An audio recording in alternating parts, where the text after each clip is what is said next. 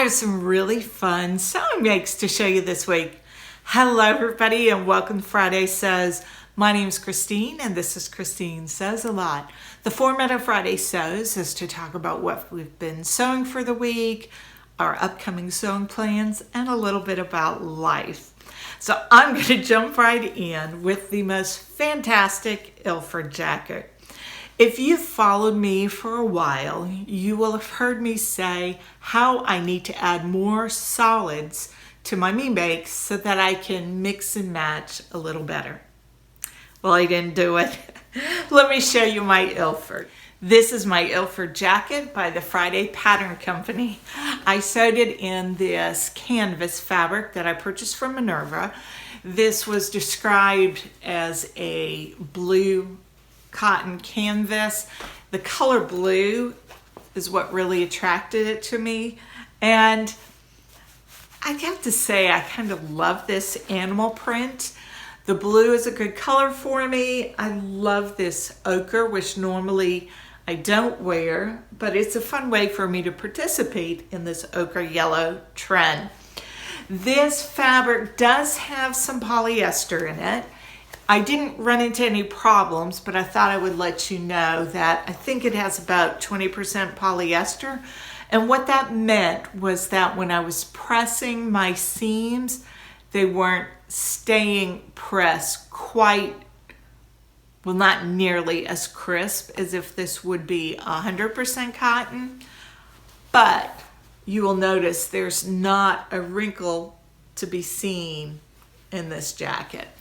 So that's kind of the payoff. It was about 14 pounds a meter, and I think I bought it on the 20% Craft Club member discount day. So would have been about 11 pounds a meter. And I think I purchased 2 meters. I do have some left over, but because of the sleeves and how wide this jacket was, I needed the 2 meters.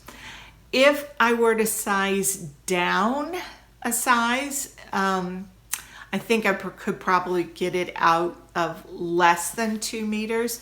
I sewed the 1X, and I knew it would be a little bit big in the body for me, but I had printed the pattern out in the 2 size ranges, and I know I want to sew this for Charlie, and he is slim, so I knew he would need the smaller size range. So I thought, let me just try it for me in the 1X, which is the smallest of the next size band, or at least how I had them printed, and see how this works.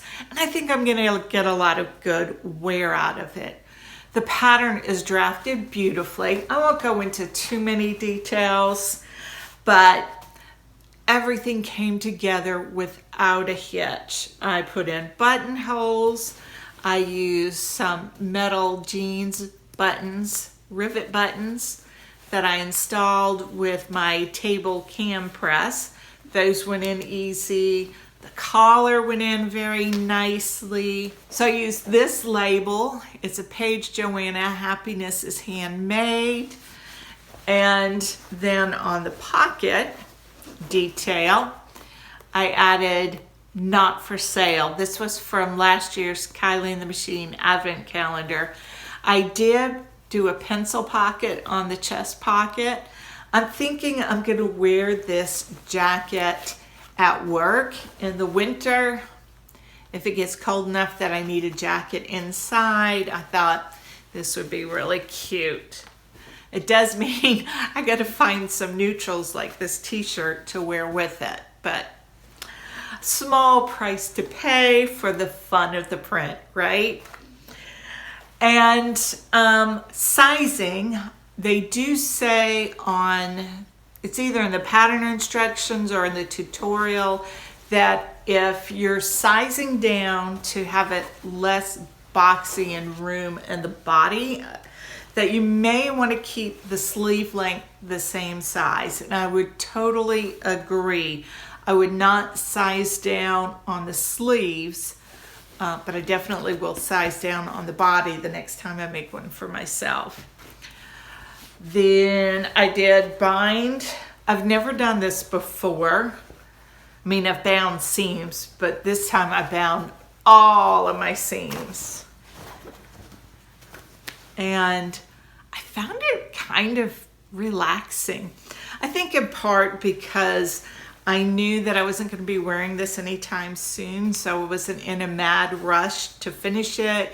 I only had small snippets of sewing time each day because with a new job, on the days I work, I'm kind of tired. I don't want to sew as much. I want to sew, but I don't have the energy to sew for a long period of time at the end of a work day. The sleeve comes with 2 sleeve options. You can do a straight boxy sleeve where you just turn the cuff under and hem, which is super simple, or you can do a placket. And I went for the placket, not just because I'm extra. It really was not difficult.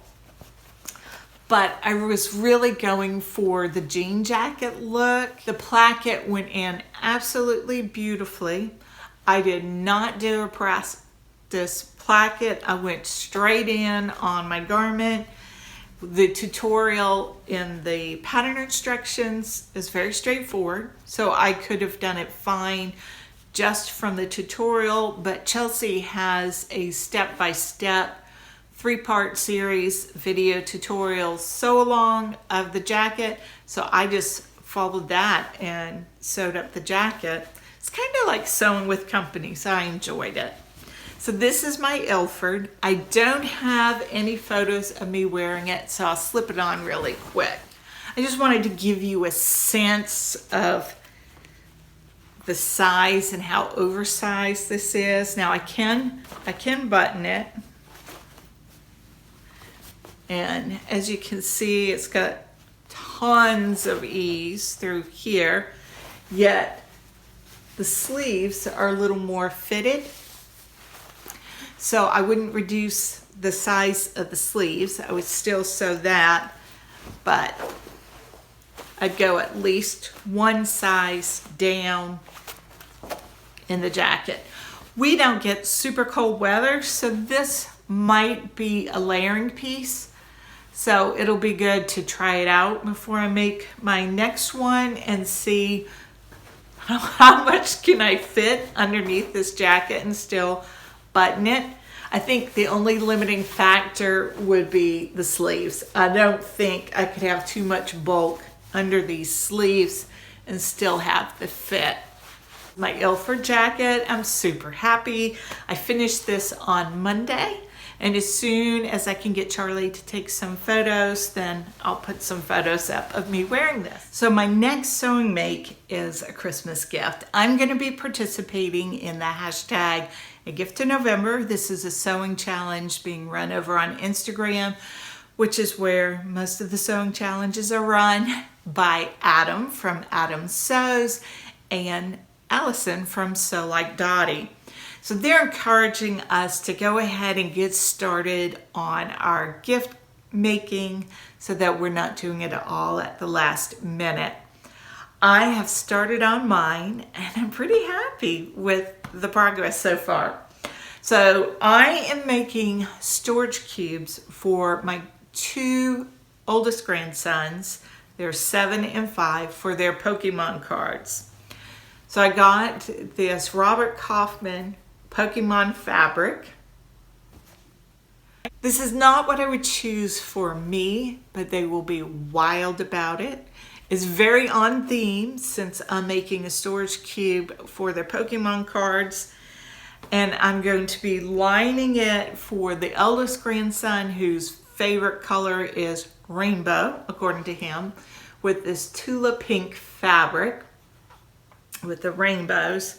And for the middle grandson, I'm going to be coordinating Pokemon with this yellow grunge fabric by Moda. I know my lining fabric is much better than the exterior, but when you're given a gift, you need to really think about who you're giving it to. I've sewn 2 of these so far. I used the So Sweetness Storage Cube pattern. It comes with a set. There are 3, small, medium, and large. In the small size, the dimensions will perfectly fit a plain deck of Pokemon cards. So for my oldest grandson who has multiple decks, I've made him 2 so far, and I think he's really going to enjoy it. And by having the lining be different, the boys will be able to tell at a glance whose cards are whose. Charlie and I are going to be hosting Thanksgiving and Christmas this year, and I wanted to have a little hostess gift for all of my guests that come to dinner. And my guests are all family members. I like to find a little something that I can make.